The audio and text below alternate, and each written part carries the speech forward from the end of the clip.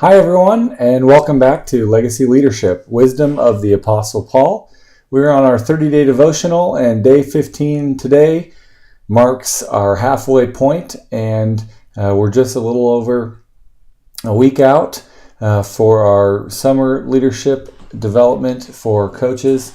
There's about 6 of us in our little small team of coaches, and I'm excited to get together some of us so that we can work together to get better. And I'm really excited about what this devotional has opened up in terms of my eyes, again, going through it, and then having some conversations with you guys. I'm glad to see that this has some good application for you, both in your personal and professional life, but obviously in our neighborhood group leadership roles. So let's get going on day 15 here. Boldness amid opposition. And just kind of looking back here, we've gone through some very interesting characteristics that we have to have as legacy leaders. And I'm excited to get to this point because I think this is where I feel where our churches and the maybe the social, political climate that we're in, opposition seems to be around every corner, and some of it's pretty nasty. And I think persecution isn't far off, perhaps.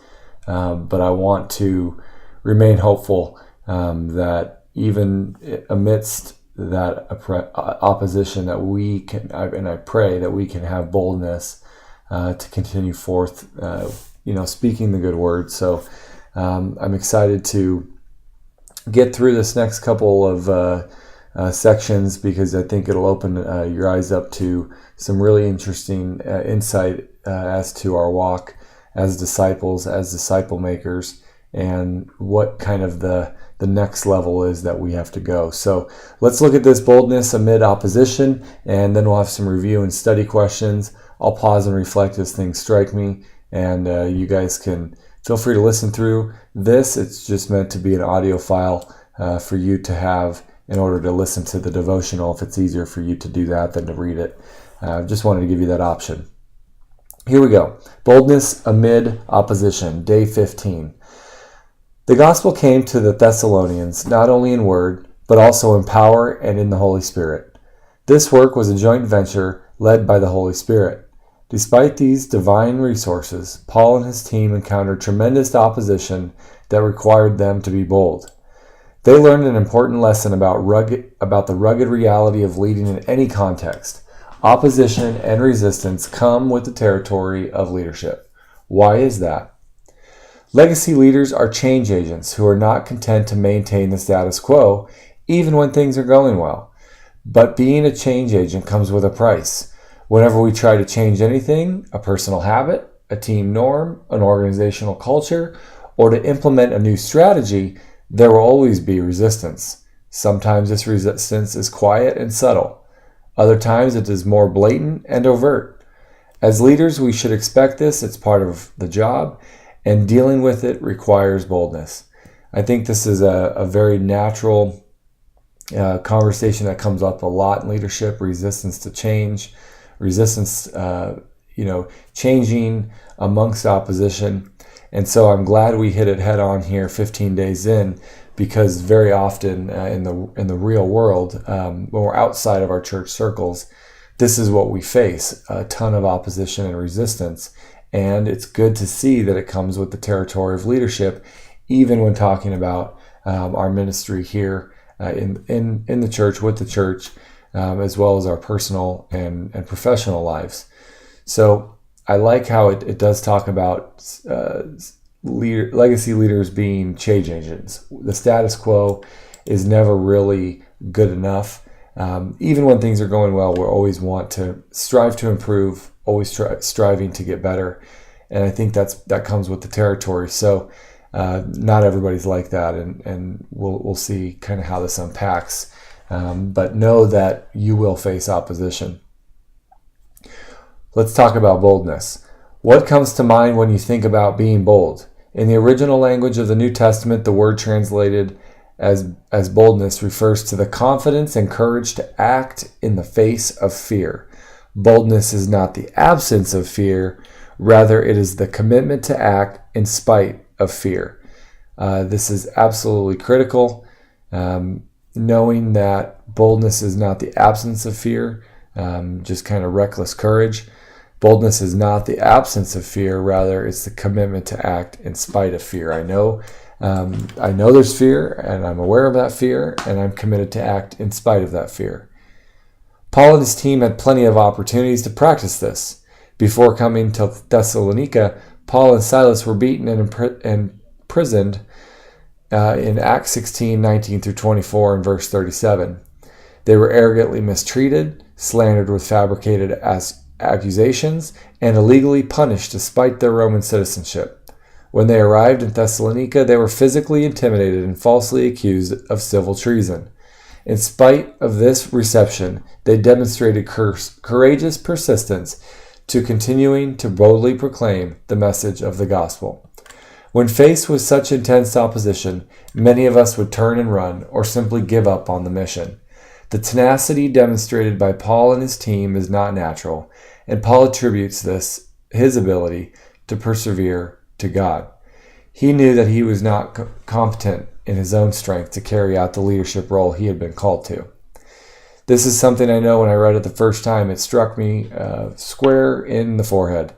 I've always felt, even though that people have kind of told me you're a natural leader or whatever, I never really, it's not that I don't feel confident, it's that I don't necessarily know that I've been called to that role. And so it usually takes some sort of a mentor to bring me along to help me understand and help me recognize this type of mission, or this type of, in this particular case of neighborhood groups, saying yes took some courage to go do something that I've never done before. So without training, but basically with complete confidence in God to make it happen. So keep that in mind. The tenacity demonstrated by Paul and his team is not natural, and Paul attributes his ability to persevere to God. So it's not me that is making it happen, it's God. But I am absolutely, I'm going to do everything that I can to step up the plate. Continuing on, Paul's resilience came from God, who made him adequate. 2 Corinthians 3, verses 4 through 6.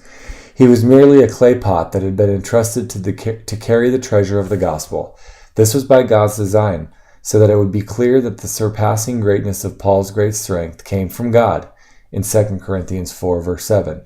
The indwelling presence of the Spirit allowed him to be, quote, afflicted in every way, but not crushed, perplexed, but not despairing, persecuted, but not forsaken, struck down, but not destroyed. 2 Corinthians 4, verses 8 and 9. Paul never took this boldness for granted. He was content with his human frailties because when he was weak, the Spirit worked in him and made him stronger. 2 Corinthians 12, verse 10. He knew he was not adequate for the work, but through the Holy Spirit, the Lord made him not only adequate, but empowered him with boldness, courage, and endurance. To me, that is a perfect picture, knowing that I'm going to fall short in everything I do, but by partnering with God, the Holy Spirit, through His work in my life and through His leadership and my leadership, I can absolutely do my best to empower people with boldness, courage, and endurance, just as God, through the Holy Spirit, has emboldened me with those things, empowered me, given me courage and endurance. So I believe that is a perfect picture that we should strive to do that for those that we lead. Strive to empower them with boldness, with courage, and with endurance, just as God has done for us. Let's reflect and act on these questions. On a scale of 1, being timid and uncertain, to 5, being bold, confident, and courageous, how would you describe yourself? Number 2, what forms of opposition do you counter in your leadership role? Think about all your spheres of influence and write down 1 or 2. I think it's good to think about each and every sphere of influence that you have and who those people are, and what forms of opposition you face in those relationships or those organizations. Number 3, are you bolder in some situations than others? I know I am. What intimidates you when you aren't as bold as you think you should be? What intimidates you when you aren't as bold as you think you should be? Number 4, the kind of boldness Paul and his team had cannot be manufactured in our own strength. Pray and ask God to give you the boldness, courage, and confidence you need to lead where He has placed you. I'm going to go one step further and pray and ask God to help you do that for others. Help you turn on that courage for someone else. Help turn on that boldness for someone else and that confidence. Knowing God will take that and work with it. But I think if we, just as we're worthy of trying to be worthy of imitation, if we can take what we're asking God to do in our lives and actually empower those that we lead to have those same characteristics, boldness, courage, and confidence, I think that'll go a long way in our leadership. Thanks so much for watching, guys. That's it for day 15, Legacy Leadership, Wisdom of the Apostle Paul. Hope you guys had a great Memorial Day weekend. Looking forward to continuing on here on the second half of the journey of this devotional. And I'll be in touch with all you guys about the upcoming summer leadership training and development sessions. Thanks again for your time, and we'll talk to you soon. Have a great week, everybody.